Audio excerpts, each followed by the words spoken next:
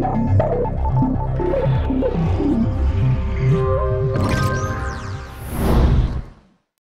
guys, Justin from Talk Android here with 3 of the most popular devices that are available today.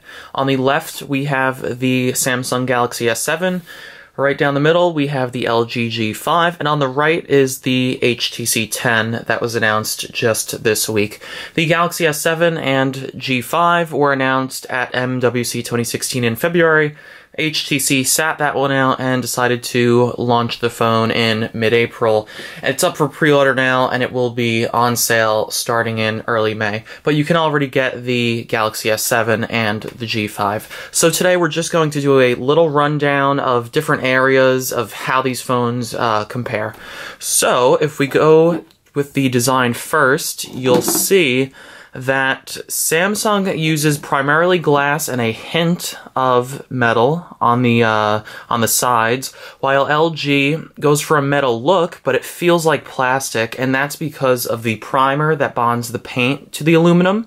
So LG can say the G5 is metal, but technically it is metal, but it doesn't really feel or quite look like metal. It certainly does not feel as premium or look as premium as the new HTC 10. Like previous HTC devices, the HTC 10 is all aluminum. It doesn't have that fine brushed look like the M8 and an M9 did. It has a real unique look. It actually resembles the original HTC One, which is also known as the One M7. So if you're going for a premium phone, a premium look, and a premium design, definitely choose either the Galaxy S7 or the HTC 10, because metal is metal. You know, it looks and feels good, and the primer that covers the G5 just doesn't compete with these two. But again, the Galaxy S7 is glass on the back, while the HTC 10 is metal. But on the front, all of these are glass. So if we flip over the G5 also, you get glass here, glass there. And their sizes are not so similar. The Galaxy S7 is noticeably smaller than the G5, and then when you put the Galaxy S7 next to the HTC 10, the Galaxy S7 is yet again smaller, just not all that much.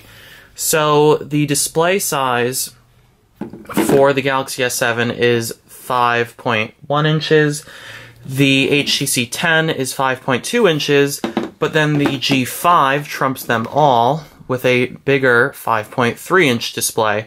All of them, however, have Quad HD resolution, so you're getting top-notch resolution with any of these choices. The display technologies, however, do vary. So if you go with the Samsung Galaxy S7, you will get a Super AMOLED display that Samsung produces itself. If you go with the G5, you will get an IPS LCD display that LG produces itself. But if you go with the HTC 10, you will not get an in-house display. You will get a Super LCD 5 display. There were rumors that HTC would move over to AMOLED with the HTC 10 because that's what they used with the 1A9 last year. That didn't happen. So Super LCD 5 is here, but it actually looks very, very nice. And the size of the display here is very comfortable. So that is the display. If we look at buttons and ports, on the Galaxy S7, on the bottom at the center is the micro USB port.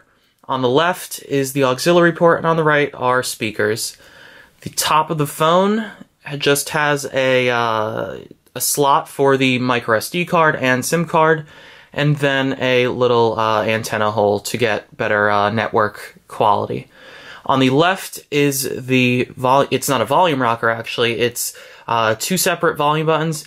So on the top you have volume up, on the bottom you have volume down, and then on the right side we have the power button, and that just works as usual, very accessible.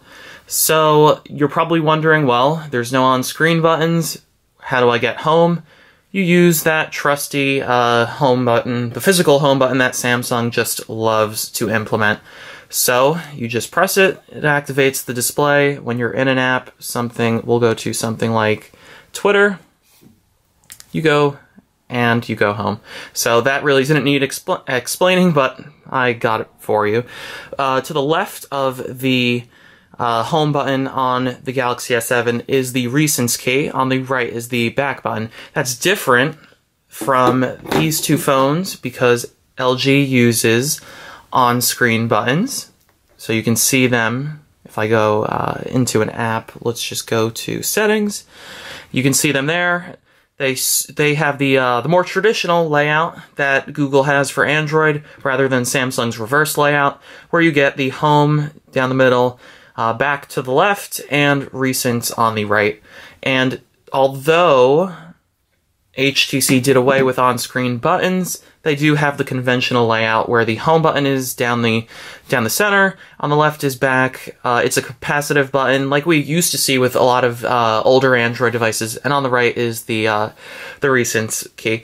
The home button on the Galaxy S7 is similar to the home button on the HTC 10 because they are both fingerprint scanners. So you just put your finger on them and they will work. You can also wake the HTC 10 if you don't want to use the physical power button that's on the side. You can just put your finger right on the home button and it'll turn on the display. So you have that, or you can use the traditional power button.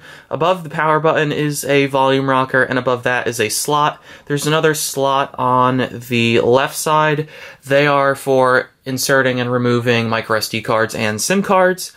The bottom of the HTC 10 also has bottom-facing speakers. There are no more front-facing speakers. That is no longer on HTC's flagship. On the left side of the bottom of the HTC 10 is a microphone, and in the center is not just a usual port. It's not like the micro USB port you see on the Galaxy S7. It is a USB Type-C port, so it's a little bit different. You're going to need a special connector to get into there, but it's reversible and everything. And this phone does have Qualcomm Quick Charge 3.0, unlike the Galaxy S7, which does not. And LG's G5 also has Quick Charge technology. Same with the Galaxy S7, it's just not Quick Charge 3.0 like the HTC 10 has. At the top of the HTC 10 is the auxiliary port. It's not on the bottom like it is with other phones, so if you're seeking that out, you will need to go up top to connect things like earbuds, headphones, and other things. So on the backs of these phones are cameras, and if actually we focus first on the button and port layout for the G5, on the back is its power button. It has a chrome trim, that's just so you know where it is, and it's slightly raised. Gone is the volume rocker that is now on the left side, so you can see it here. So the power button is by itself, and it doubles as a fingerprint scanner, similar to the other devices. So you'll see that on the back. On the bottom of the G5 on the left is the bottom-facing speakers. At the center is a USB Type-C port. The top just has the auxiliary port and an IR blaster, which used to be in Samsung and HTC's flagships, not the case anymore. And then an antenna hole, like the other devices, is at the top. So now if we focus on what is going on with the backs, you'll see modules for cameras. The camera on the Galaxy S7 is 12 megapixels.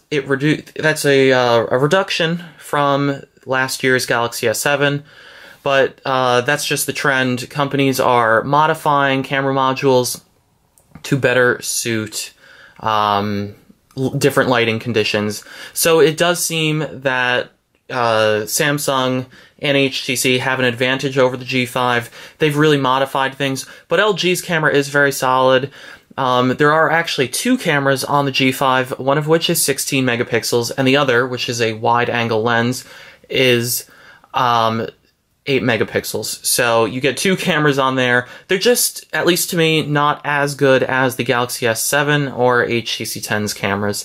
And actually, an outside firm did a study on mobile phone cameras and found that the HTC 10 camera fiercely rivals the Galaxy S7's cameras. Regarding flash, you can see that on all of these. You do get two-tone flash, and then the G5 and HTC 10 have laser autofocus as well. So if we flip them over, again, the fronts of all of them have front-facing cameras. The front-facing camera on the G5, excuse me, is 8 megapixels. The front-facing camera on the Galaxy S7 is 5 megapixels, and the front-facing camera on the HTC 10, which is a wide-angle lens with optical image stabilization, that's a first. The front-facing camera here is 5 megapixels. So you're getting good front-facing cameras with any one that you choose. And another little design thing that I wanted to point out that the other phones don't have, but I won't do it here because I'll have to shut down the phone, is that the G5 has that modular design. So you can remove the battery, swap it in, or you can put in different modules. You cannot do that with the HTC 10 or the Galaxy S7. The batteries are non-removable. The battery in the HTC 10 is 3000 mAh, and it should, at least by HTC's estimates, last around 2 days, or up to 2 days, I should say, depending upon what you do, because there's special technology that optimizes performance and extends battery life. The battery that is removable inside the G5 is 2800 mAh, and the battery inside the Galaxy S7 is also 3000 mAh, like the HTC 10. They all last for around a day. I've been using them, and you know, they're not short. So you will get lengthy battery life. But if you are seeking a removable battery, go with the G5, because you can swap it out and swap it back in. And we actually have a guide on the site that you can check out to see how modules are, including the battery module, is removed and inserted to the G5. So now if we go with software, the Galaxy S7 is running Samsung's TouchWiz. The G5 is running LG's UX 5.0. You'll notice I have an app drawer here. That's because I put it on the phone. It does not ship with an app drawer, so if you want to, you can check out a guide that we did that shows you how to get the app drawer back on the G5. So that's LG UX 5.0. And the HTC 10 ships with Sense 8.0. All of these are based on Marshmallow, so you're getting the latest version of Android.